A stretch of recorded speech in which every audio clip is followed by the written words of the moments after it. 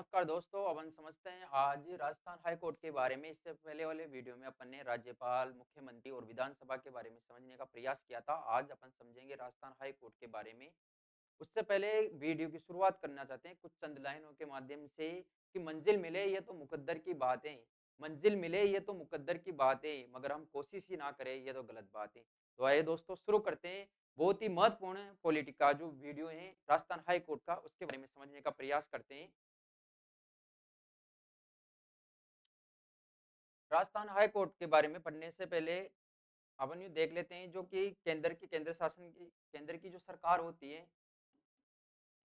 उस केंद्र में जो सर्वोच्च न्यायालय का उल्लेख होता है,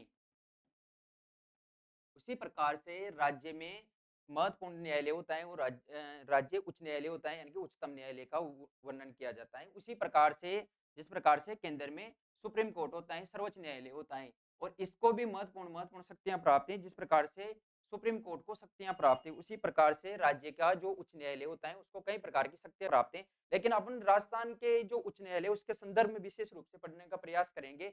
जो राजस्थान का उच्च न्यायालय है उसके मुख्य यानी कि प्रधान पीठ कहाँ पर है? जोधपुर में है। इसकी स्थापना 29 अगस्त 1949 को राजस्थान के उच्च न्यायालय के रूप में इसकी स्थापना होती है और इसका उद्घाटन कौन करते हैं?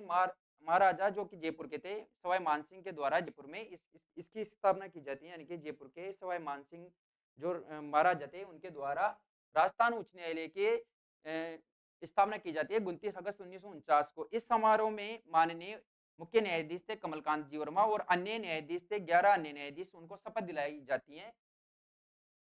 पी सत्यनारायण राव समिति 1957 में, इस समिति की सिफारिश पर 1958 में उच्च न्यायालय को जोधपुर में स्थानांतरित कर दिया जाता है और जयपुर की खंडपीठ को समाप्त कर दिया जाता है। यानी कि शुरुआत में जब उच्च न्यायालय बनाया जाता है तो इसकी एक खंडपीठ तो जयपुर में बनाई जाती है और मुख्य पीठ जोधपुर में स्थापित की जाती है। इसकी स्थापना कब होती है? 29 अगस्त 1949 को होती है। सवाई मानसिंह जी के द्वारा जयपुर में स्थापना की जाती है। इनकी मुख्य पीठ जोधपुर में बना दी जाती है, जो अभी वर्तमान में भी जोधपुर में स्थित है। लेकिन इसकी एक खंडपीठ जयपुर में बनाई गई थी, जिसको समाप्त किसके द्वारा किया गया था? पी सत्यनारायण राव समिति जो 1957 में गठित की गई थी, उसके आधार पर इस जो खंडपीठ थी जयपुर की उसको समाप्त कर दिया जाता है। लेकिन आगे चलकर फिर एक राष्ट्रपति के अध्यादेश के बाद में इसको वहीं पर स्थापित कर दिया जाता है जयपुर में। उसके बारे में अपन आगे बढ़ेंगे। जयपुर पीठ का पुनर्गठन 8 दिसंबर 1976 को जयपुर पीठ की पुनर्स्थापना की गई, जिसमें जिसको 31 जनवरी 1977 को विधिपूर्ण रूप से कार्य करना शुरू कर दिया। यानी कि जो खंडपीठ जयपुर की समाप्त की गई थी पी सत्यनारायण राव समिति के द्वारा, उसको वापिस 8 दिसंबर 1976 को जयपुर खंडपीठ को वापिस स्थापित कर दिया जाता है। भारतीय संविधान के भाग 6 में अनुच्छेद 214 से 231 तक राज्य के उच्च न्यायालयों की संरचना का वर्णन किया गया है, यानी कि हाई कोर्ट का वर्णन किया गया है। संविधान के महत्वपूर्ण महत्वपूर्ण अनुच्छेद है, जो कि अनुच्छेद 214 से 231 तक इसका वर्णन मिलता है। भाग 6 ही याद रखना है आपको। भारत में सबसे पहले 1862 में कलकत्ता यानी कि सबसे प्राचीन हाई कोर्ट की स्थापना की जाती है। उसके बाद मुंबई में की जाती है। उसके बाद मद्रास में उच्च न्यायालय की स्थापना की जाती है, जो कि राज्यों के लिए महत्वपूर्ण होता है संविधान को पालन करने के लिए और एक उसके बाद में कानूनों की व्याख्या करने के लिए महत्वपूर्ण होता है। जिस प्रकार से केंद्र में सुप्रीम कोर्ट होता है। भारत में वर्तमान में 25 उच्च न्यायालय हैं। 2019 में 25वां उच्च न्यायालय कौन सा बना था? आंध्र प्रदेश बना था। ये क्यों बनाया गया था? क्योंकि इससे पहले आंध्र प्रदेश और तेलंगाना नहीं था। तेलंगाना राज्य बनने के बाद उसका अलग उच्च न्यायालय बनाया गया। उससे पहले जो जो सर्वोत्तम नवीनतम जो उच्च न्यायालय है वो 2019 में 25वां उच्च न्यायालय आंध्र प्रदेश बनाए गए हैं। प्रथम जो महिला न्यायाधीश है वो अन्ना चांडी बनी है, जो कि केरल उच्च न्यायालय की थी। प्रथम महिला मुख्य न्यायाधीश यदि पूछा जाए तो लीला सेठी है, जो कि हिमाचल उच्च न्यायालय की मुख्य न्यायाधीश बनी है। मुख्य मुख्य अनुच्छेद कौन कौन से? आपको अनुच्छेद सर्वप्रथम ध्यान रखना है कि अनुच्छेद 215 में 214 में प्रत्येक न्यायालय के लिए एक उच्च न्यायालय की स्थापना होगी, यानी कि प्रत्येक न्यायालय के लिए एक उच्च न्यायालय होना चाहिए, हाई कोर्ट होना चाहिए। लेकिन यहाँ ये प्रावधान भी देखने को मिलता है कि जो प्रत्येक जो राज्य की विधानसभा में बहुमत के द्वारा प्रस्ताव लाकर ये तय कर लिया जाता है कि दो या दो से अधिक राज्यों के लिए भी एक उच्च न्यायालय हो सकता है। इसके बारे में अभी पढ़ेंगे अपन। अनुच्छेद 231 में संसद को यह अधिकार है कि वो दो या दो से अधिक राज्य या केंद्र शासित प्रदेशों के लिए एक संयुक्त उच्च न्यायालय की स्थापना कर सकती है। जैसे कि पंजाब और हरियाणा के लिए संयुक्त उच्च न्यायालय कौन सा है? चंडीगढ़ उच्च न्यायालय। संयुक्त हाई कोर्ट है, यानी कि दो या दो से अधिक राज्य, जैसे मान लो राज्य का कार्य क्षेत्र छोटा है तो ऐसी स्थिति में दो या दो से अधिक राज्यों के लिए क्या कर सकते हैं? हाई कोर्ट की स्थापना कर सकती है एक ही। अनुच्छेद 215 में क्या कहा गया है कि जो हाई कोर्ट है उसके जो निर्णय होंगे वो अभिलेख के रूप में लिखे जाएँगे। अभिलेख का मतलब उनके जो भी निर्णय होंगे वो एक कानूनी रूप से संग्रहित होंगे। जो भी अधीनस्थ न्याय जो हाई कोर्ट है उसके अधीनस्थ न्यायालय होंगे उन अभिलेखों को जब भी वो न्याय करेंगे तब उनको अभिलेखों को कानूनी रूप से मान्यता प्राप्त होती है। उसी को ध्यान में रखकर वो न्याय करते हैं। यानी कि अनुच्छेद 215 में कहा गया है कि अभिलेख न्यायालय होगा उच्च न्यायालय के निर्णय, कार्रवाई और कार्य लिखित रूप में होते हैं जो अधीनस्थ न्यायालयों में साक्ष्य के रूप में मान्य होते हैं यानी कि कानून के रूप में मान्य हो जाते हैं। जो भी कोर्ट हाई कोर्ट जो भी फैसला देता है वो कानून के रूप में मान्य हो जाता है यानी कि अभिलेख के रूप में मान्य हो जाता है। अनुच्छेद 217 में क्या कहा गया है कि न्यायाधीशों की नियुक्ति किस प्रकार से की जाती है, उसके पद की क्या-क्या शर्तें होती हैं।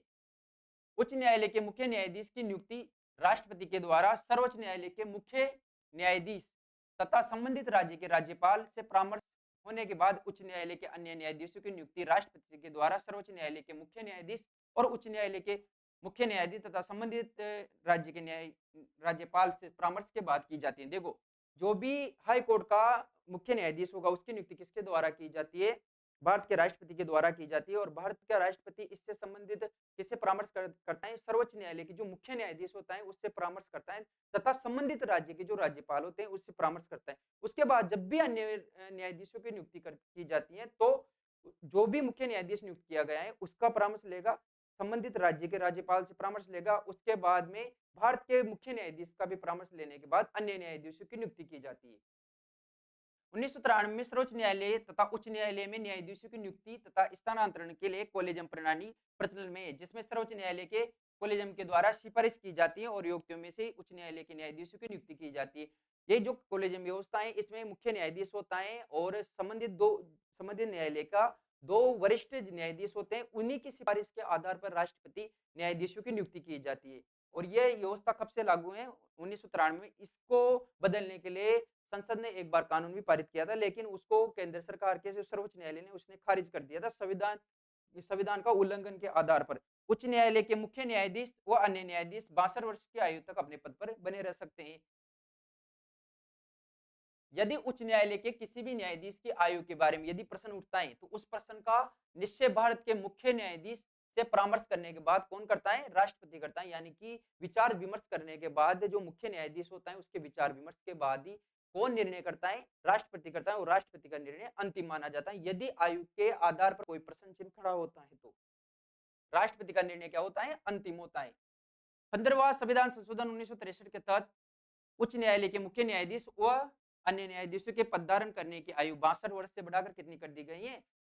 60 से बढ़ाकर कितनी कर दी गई है? 62 वर्ष कर दी गई है। पहले कितनी थी? 60 वर्ष थी। उच्च न्यायालय के न्यायाधीश अपना पद ग्रहण करने से पूर्व उस राज्य के राज्यपाल या फिर उसके द्वारा नियुक्त किसी भी सदस्य के समक्ष शपथ लेते हैं। यानी कि सामान्य तौर पे देखा जाता है जब भी उच्च हाई कोर्ट का जो मुख्य न्यायाधीश होता है उसको शपथ दिलाने का कार्य तो कौन करता है? राज्यपाल करता है। लेकिन जो अन्य न्यायाधीशों की नियुक्ति की जाती है उसको शपथ दिलाने का कार्य कौन करता है? वही मुख्य न्यायाधीश करता है जिसको शपथ किसने दिलाई है? राज्यपाल ने दिलाई है। यानी कि या तो राज्यपाल शपथ दिलाएगा या उसके द्वारा अधिकृत व्यक्ति शपथ दिलाएगा अन्य न्यायाधीशों को। जबकि सामान्यतः यही देखा जाता है कि राज्यपाल मुख्य न्यायाधीश को शपथ दिलाता है, उसके बाद वो उसी मुख्य न्यायाधीश को अधिकृत कर देता है शपथ दिलाने के लिए अन्य न्यायाधीशों के लिए। त्याग पत्र किसको देते हैं? न्यायाधीश अपना त्याग पत्र राष्ट्रपति को देंगे क्योंकि इनकी नियुक्ति भी उनके द्वारा की जाती है। उच्च न्यायालय और उच्चतम न्यायालय के न्यायाधीशों को हटाने के लिए अनुच्छेद 124 के खंड 4 में समान आधार है, इसको राष्ट्रपति के महाभियोग की प्रक्रिया के आधार पर ही हटाया जाता है। लेकिन जो महाभियोग की जो प्रक्रिया है वो केवल राष्ट्रपति के लिए, इनको हटाने के लिए सिर्फ हटाने जैसा ही प्रावधान किया गया, लेकिन प्रोसेस उसी प्रकार की है जिस प्रकार से राष्ट्रपति को हटाया जाता है। इनको हटाने के लिए 2 आधार हो सकते हैं। एक तो सिद्ध कदाचार के या फिर असमता के आधार पर इनको हटाया जा सकता है। यदि महाभियोग का जो प्रस्ताव है वो लाया जाता है संसद में, किसी भी सदन में लाया जा सकता है और यदि वो लोकसभा में लाया जा रहा है तो उसमें कितने सदस्यों के हस्ताक्षर आवश्यक हैं? 100 सदस्यों के हस्ताक्षर आवश्यक हैं। यदि राज्यसभा में लाया जा रहा है तो 50 सदस्यों के हस्ताक्षर आवश्यक है। लेकिन उसके लिए भी महत्वपूर्ण महत्वपूर्ण क्रिया होती है क्योंकि ये जो प्रस्ताव लाया जाता है उसको अध्यक्ष स्वीकार भी कर सकता है, अस्वीकार भी कर सकता है। यदि अध्यक्ष स्वीकार कर लेता है तो उसके बाद समिति गठित की जाती है, उस समिति के आधार पर जांच होती है। यदि जांच होने के बाद में ये मान लिया जाता है कि कोई भी न्यायाधीश अपने कार्यों को सही ढंग से नहीं कर रहा है, असमता या कदाचार के आरोप सिद्ध हो जाते हैं, उसके बाद भारत के राष्ट्रपति के द्वारा आदेश निकाला जाता है, उसके बाद न्यायाधीश का पद समाप्त मान लिया जाता है या फिर उनको त्यागपत्र देना पड़ सकता है। तो इस प्रकार की रिश्ते यानी कि बहुत जटिल रिश्ते हैं इनको हटाने की, यानी कि अध्यक्ष सभापति प्रस्ताव को स्वीकार भी कर सकते हैं, अस्वीकार भी कर सकते हैं। यदि प्रस्ताव स्वीकार हो जाता है तो अध्यक्ष सभापति द्वारा आरोपों की जांच के लिए कितनी 3 सदस्यीय समिति बनाई जाएगी, उसका गठन किया जाएगा, जिसमें उच्चतम न्यायालय का मुख्य न्यायाधीश होगा और कोई अन्य न्यायाधीश हो एक अन्य न्यायाधीश होगा और एक उच्च न्यायालय का मुख्य न्यायाधीश होगा तथा एक प्रख्यात न्यायविद होगा। मतलब ये समिति उन लगाए गए आरोपों की जांच करेगी कि उन न्यायाधीशों के ऊपर जो आरोप लगाए गए हैं वो सत्यता है या नहीं। उसके बाद में यदि समिति कदाचार का दोषी मानते हैं संबंधित न्यायालय इसको न्यायिक को, तो सदन प्रस्ताव पर विचार करेगा यानी उसमें चर्चा होगी। यदि प्रस्ताव संसद के दोनों सदनों के द्वारा विशेष बहुमत के द्वारा पारित हो जाता है तो फिर उसके बाद राष्ट्रपति के पास भेजा जाता है और न्यायाधीशों को हटाने के लिए राष्ट्रपति आदेश देता है। यानी बहुत ही जटिल प्रक्रिया है न्यायाधीशों को हटाने की। इनकी योग्यता क्या है? एक तो भारत के नागरिक हो, भारत के किसी भी राज्य क्षेत्र में कम से कम 10 वर्ष तक ये न्यायिक पद धारण कर चुके हो, या किसी भी उच्च न्यायालय या अन्य न्यायाधीशों में लगातार 10 वर्ष तक अधिवक्ता रह चुके हो, यानी कि वकील रह चुके हो 10 वर्षों तक। भारत के किसी भी राज्य क्षेत्र में कम से कम 10 वर्ष तक न्यायिक पद धारण कर चुके हो, या फिर किसी भी उच्च न्यायालय के अन्य न्यायाधीशों में लगातार 10 वर्ष तक अधिवक्ता रह चुके। मतलब ये जो कंडीशन है, इसी के आधार पर हाई कोर्ट के न्यायाधीश बन सकते हैं। एक तो भारत के नागरिक हो, किसी भी भारत के किसी भी राज्य क्षेत्र में कम से कम उनको 10 वर्ष तक न्यायिक पद धारण कर चुके हो, या फिर वह हाई कोर्ट में लगातार 10 वर्ष तक अधिवक्ता रह चुके हो। तो ये प्रमुख प्रमुख इनकी योग्यताएं, शर्तें हैं प्रमुख। उसके बाद अनुच्छेद 221 में न्यायाधीशों के वेतन भत्तों का निर्धारण किया गया है। इनका वेतन भत्ते संसद कानून बनाकर निर्धारित करती है। इनके वेतन भत्तों का उल्लेख दूसरी अनुसूची में दिया गया है। उच्च न्यायालय के न्यायाधीशों के वेतन भत्ते राज्य की संचित निधि से दिए जाते हैं और इनकी पेंशन भारत की संचित निधि से दी जाती है। यानी कि जो भी जो भी न्यायाधीश जो नियुक्त किए जाते हैं, उसके उसके जो वेतन भत्ते संबंधित राज्य की संचित निधि पर भारित होते हैं। लेकिन जो इनको पेंशन दी जाती है, वो पेंशन भारत की संचित निधि पर आश्रित होगी।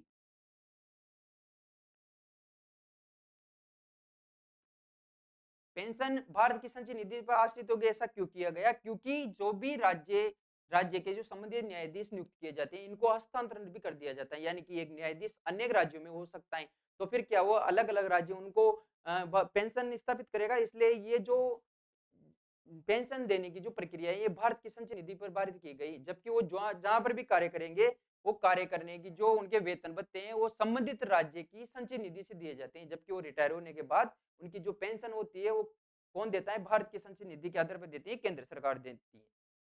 अनुच्छेद 222 में न्यायाधीशों का स्थानांतरण के बारे में उल्लेख किया गया है। भारत के मुख्य न्यायाधीश से परामर्श करने के बाद उच्च न्यायालय के न्यायाधीश का स्थानांतरण राष्ट्रपति करता है। यानी कि जो भी संबंधित हाई कोर्ट का जो न्यायाधीश है, अन्य न्यायाधीश है, मुख्य न्यायाधीश है, इनका स्थानांतरण का अधिकार किसको प्राप्त है? ट्रांसफर का अधिकार राष्ट्रपति को प्राप्त है।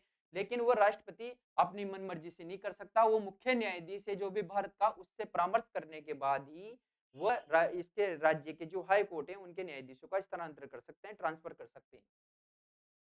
न्यायाधीश 62 वर्ष की आयु तक अपने पद पर बने रह सकते हैं। लेकिन इसको 15वें संविधान संशोधन 1963 के द्वारा 60 से बढ़ाकर कितना कर दिया गया है? 62 कर दिया गया है। पहले 60 ही था। त्याग पत्र किसको देते हैं? ये जिस प्रकार हमने पहले देखा कि राष्ट्रपति को दे देते हैं। इनको शपथ कौन दिलाता है? राज्यपाल दिलाता है, या फिर उसके द्वारा संबंधित व्यक्ति दिलाता है। सामान्यतः तो मुख्य न्यायाधीश को शपथ कौन दिलाता है? राज्यपाल दिलाता है। लेकिन अन्य न्यायाधीशों को शपथ कौन दिलाता है? वही मुख्य न्यायाधीश दिलाता है, जिनको राज्यपाल के द्वारा शपथ दिलाई जाती है। अनुच्छेद 226 में उच्च न्यायालय 5 प्रकार के रिट जारी कर सकता है। जिस प्रकार सुप्रीम कोर्ट में रिट जारी कर सकता है, उसी प्रकार से हाई कोर्ट भी 5 प्रकार के रिट जारी कर सकता है। कौन-कौन सी रिट हैं, वो देखते हैं इसके बारे में। एक तो है बंदी प्रत्यक्षीकरण। युक्ति को सशरीर न्यायालय में पेश करना। जब भी किसी युक्ति को अवैध तरीके से बंदी बनाया जाता है, तो उसके मौलिक अधिकारों का उल्लंघन ना हो, ऐसी स्थिति में हाई कोर्ट रिट जारी करता है, यानी कि उसको सशरीर उपस्थित होने के लिए आदेश देता है। उसके बाद परमादेश, यानी कर्तव्य पालन न करने पर वाले अधिकारियों के विरुद्ध आदेश जारी किया जाता है हाई कोर्ट के द्वारा, कि जो भी कोई अधिकारी अपने कर्तव्यों का निर्वहन नहीं कर रहा है, तो वह कौन सी रीट जारी की जाती है? परमादेश, यानी कि हम आदेश देते हैं। ये किसके विरुद्ध की जाती है? अधिकारियों के विरुद्ध की जाती है। ऐसे अधिकारियों के विरुद्ध की जाती है जो अपने कर्तव्यों का पालन नहीं कर रहे हैं। अधिकार परीक्षा, यानी कि अवैध रूप से पद ग्रहण करने पर पूछते हैं कि किस अधिकार से आपने ये पद ग्रहण किया। अधिकार परीक्षा रीट जारी की जाती है हाई कोर्ट के द्वारा, और ये इस प्रकार की जो रीटें हैं वो सुप्रीम कोर्ट के द्वारा भी जारी की जाती हैं। उत्प्रेषण यानी कि निचली अदालतों में मामला मंगाना, यानी कि ऐसे मामले जो कई दिनों से लंबित हैं, यानी कि जैसे हाई कोर्ट अधीनस्थ न्यायालय से मंगाएगा और सुप्रीम कोर्ट किससे मंगाता है, हाई कोर्ट से मंगाता है। ऐसे मामले जो कि कई दिनों से लंबित हैं, उनको उत्प्रेषण रीट के द्वारा निचली अदालतों से उन मामलों को मंगवा लिया जाता है। प्रतिषेध यानी कि निचली अदालतों को सुनवाई से रोकना, कुछ ऐसे कानूनी अधिकार होते हैं जो कि संबंधित जो राज्य हैं उनके नियमित रूप से ही जो अधिकार होते हैं उनको, जैसे मान लो कोई ऐसे विषय हैं जो कि अधीनस्थ न्यायालय के माध्यम से नहीं आते, तो उनको जो रीट के माध्यम से अधिकारी जो प्रतिषेध रीट है उसके माध्यम से निचली अदालतों को सुनवाई के लिए रोकने का कार्य कौन करती है, हाई कोर्ट करती है। किस रीट के माध्यम से, प्रतिषेध रीट के माध्यम से। अनुच्छेद 228 में मामलों का उच्च न्यायालय में अंतरण, न्यायिक पुनर्लोकन, उच्च न्यायालय विधानमंडल और केंद्र सरकार के कानूनों को संवैधानिकता की जांच कर सकता है, यानी कि न्यायिक पुनर्लोकन कर सकता है जब भी संसद के द्वारा कुछ ऐसा कानून बना दिया जाए जो संविधान के मौलिक अधिकारों या फिर संविधान का उल्लंघन करता है, या फिर राज्य के विधानमंडल के द्वारा ऐसा कोई कानून बना दिया जाए जो कि संविधान का उल्लंघन करता है, अतिक्रमण करता है, तो ऐसी स्थिति में न्यायिक पुनर्लोकन कर सकता है हाई कोर्ट। जिस प्रकार से सुप्रीम कोर्ट कर सकता है, उसी प्रकार से हाई कोर्ट को भी यह अधिकार प्राप्त है कि वो न्यायिक पुनर्लोकन कर सकता है और उसके माध्यम से उस कानून की संवैधानिकता के माध्यम से उस कानून को समाप्त कर सकता है पूरी तरीके से, या फिर वहां तक समाप्त कर सकता है जहां तक कि वो संविधान के ऊपर अतिक्रमण कर रहे हैं कोई सा भी कानून, या वो संसद के द्वारा निर्मित हो या फिर राज्य विधानमंडल के द्वारा निर्मित हो। क्षेत्राधिकार क्या क्या है किसके, हाई कोर्ट के। राजस्थान सिविल सेवा अपील अधिकरण, जयपुर पीठ में कितने संभाग आते हैं, 4 संभाग के अंतर्गत जयपुर, भरतपुर, कोटा और अजमेर। और जोधपुर के पीठ 3 संभाग आते हैं, जोधपुर, बीकानेर और उदयपुर। ये जो पीठ हैं, जो इनके अंतर्गत ये जो जैसे कि जयपुर पीठ के अंतर्गत कौन-कौन से आते हैं, जयपुर, भरतपुर, कोटा और अजमेर आते हैं, ये जिले आते हैं। उसके बाद जोधपुर के अंतर्गत जोधपुर आता है, बीकानेर आता है, उदयपुर, ये संभाग आते हैं और इनके अंतर्गत ही सुनवाई होती है। इनकी प्रत्येक लिए जयपुर पीठ के लिए अलग-अलग राज्य, मतलब अलग-अलग जिले डिवाइड कर दिए गए हैं और उसके बाद में जोधपुर के लिए अलग कर दिए गए हैं। जैसे कि जोधपुर मुख्य पीठ के अंतर्गत क्षेत्राधिकार 19 जिले आते हैं राजस्थान के, जैसे कि जोधपुर हो गया, जैसलमेर हो गया, पाली हो गया, सिरोही हो गया, बीकानेर हो गया आदि। ये जो जिले हैं 19 जिले ऐसे आते हैं जो जोधपुर मुख्य पीठ के क्षेत्राधिकार के अंतर्गत आते हैं। जयपुर पीठ के क्षेत्राधिकार के अंतर्गत 17 जिले आते हैं, जैसे कि जयपुर हो गया, अलवर हो गया, सीकर हो गया, झुंझुनू हो गया, कोटा हो गया आदि। ऐसे जिले हैं जो कि इनके क्षेत्राधिकार के अंतर्गत आते हैं, इनकी सुनवाई वहीं होती है। महत्वपूर्ण बिंदु क्या हो सकते हैं राजस्थान हाई कोर्ट से संबंधित। वर्तमान में राजस्थान के उच्च न्यायालय में मुख्य न्यायाधीशों की मिलाकर सदस्य संख्या कितनी है, 50 है। राजस्थान उच्च न्यायालय के प्रथम मुख्य न्यायाधीश कौन थे, कमलकांत जी वर्मा थे, इनको के वर्मा भी कहा जाता है इनसे। राजस्थान उच्च न्यायालय के जो सर्वाधिक कार्यकाल वाले मुख्य न्यायाधीश कौन रहे, कैलाश नाथ वाचुरई हैं। और न्यूनतम कार्यकाल वाले जो मुख्य न्यायाधीश है कौन रहे, सतीश कुमार मित्तल रहे हैं। राजस्थान उच्च न्यायालय के प्रथम कार्यवाहक मुख्य न्यायाधीश कौन रहे हैं, जे.एम. पांचाल रही हैं। और राजस्थान उच्च न्यायालय की प्रथम महिला कौन, मुख्य न्यायाधीश कौन बनी, कांता भटनागर उच्च न्यायालय, राजस्थान उच्च न्यायालय की प्रथम महिला न्यायाधीश बनी है। राजस्थान उच्च न्यायालय के वर्तमान मुख्य न्यायाधीश, वर्तमान में फरवरी यानी 2026 तक राजस्थान उच्च न्यायालय के कार्यवाहक मुख्य न्यायाधीश न्यायमूर्ति संजीव कुमार शर्मा है, यानी कि अभी वर्तमान में राजस्थान उच्च न्यायालय का जो मुख्य न्यायाधीश है उनका पद रिक्त चल रहा है, इसलिए कार्यवाहक मुख्य न्यायाधीश बनाए गए हैं न्यायमूर्ति संजीव कुमार शर्मा 2026 तक, फरवरी तक अभी तक। राजस्थान उच्च न्यायालय के न्यायाधीश जो राजस्थान सरकार में राज्य मंत्री के पद पर रहे थे वो थे जस्टिस फारूक हसन। ये ऐसे न्यायाधीश हैं जो कि राज्य मंत्री के रूप में भी कार्य किए हैं इन्होंने राज्य सरकार में। और जो ये मुख्य न्याय जो कि कार्यवाहक मुख्य न्यायाधीश हैं किसके द्वारा बनाए जाते हैं, राष्ट्रपति के द्वारा नियुक्त किए जाते हैं। जब राज्य में हाई कोर्ट में कोई भी मुख्य न्यायाधीश का पद रिक्त होता है तो इस स्थिति में कुछ समय के लिए इनको कार्यवाहक न्यायाधीश नियुक्ति की जाती है, जो वर्तमान में भी राजस्थान में कौन है, न्यायमूर्ति संजीव प्रकाश शर्मा है। और जो ऐसे न्यायाधीश जो कि राज्य मंत्री के पद पर रहे, जस्टिस फारूक हसन जो कि भारतीय मंत्री के रूप में रहे। अब उसके बाद देखते हैं अपन भारतीय संविधान के भाग 6 और अनुच्छेद 233 से 237 तक अधीनस्थ न्यायालयों का उपबंध किया गया, यानी कि अधीनस्थ न्यायालय ऐसे न्यायालय होते हैं जो कि जिले में कार्य करते हैं, यानी कि हाई कोर्ट से डायरेक्ट निचली अदालतें होती हैं वो जिले में होती हैं, उसके बाद तहसील स्तरों पर भी होती है। अनुच्छेद 233 के तहत जिला न्यायाधीशों की नियुक्ति राज्यपाल के द्वारा उच्च न्यायालय की से परामर्श के की जाती है, यानी कि जो भी अधीनस्थ न्यायालय होते हैं उनके जो न्यायाधीश होते हैं उनकी नियुक्ति कौन करता है, राज्यपाल करता है। परंतु हाई कोर्ट के जो मुख्य न्यायाधीश हो गए उनसे परामर्श करने के बाद ही वो जिला जजों की नियुक्ति करते हैं। अधीनस्थ न्यायालय जिला स्तर पर सर्वोच्च न्यायालय होता है, जिसमें जिला न्यायालय भी कहते हैं। यानी कि अधीनस्थ न्यायालय में सबसे बड़ा न्यायालय कौन होता है? जिला न्यायालय होता है। जिला न्यायालय को सामान्यतः 2 भागों में बाँटा जा सकता है। एक तो दीवानी मामले होते हैं जिनको सिविल कोर्ट भी कहा जाता है और फौजदारी न्यायालय होते हैं जिसको क्रिमिनल कोर्ट भी कहा जाता है। दीवानी मामले में कोई पैसे रिलेटेड कोई भी घटनाक्रम आ गए, क्रिमिनल मामले जो भी आपराधिक घटनाक्रम आ गया, ये 2 प्रकार से मामलों में बाँटा जाता है और जिले में मतलब अधीनस्थों में सर्वमान्य या सर्वोच्च न्यायालय कौन-सा होता है? जिला न्यायालय होता है। राजस्थान में राज्य विधिक सेवा प्राधिकरण 1988 लागू है और मुख्यालय इनका कहाँ पर है? जयपुर में है। तो ये आज अपने समझने का प्रयास किया राजस्थान हाई कोर्ट के महत्वपूर्ण महत्वपूर्ण तथ्य और इनकी नियुक्ति कौन करता है, मुख्य न्यायाधीशों की संख्या कितनी है, उसके बाद अधीनस्थ न्यायालय क्या होते हैं, उसके बाद उनके जो मुख्य न्यायाधीश उनकी नियुक्ति कौन करता है, संबंधित महत्वपूर्ण महत्वपूर्ण न्यायाधीश कौन कौन रहे हैं। आशा करते हैं आपको जो वीडियो है वो पसंद आया होगा। मिलते हैं नेक्स्ट इन्फॉर्मेशन वीडियो के साथ, तब तक के लिए जय हिंद, वंदे मातरम।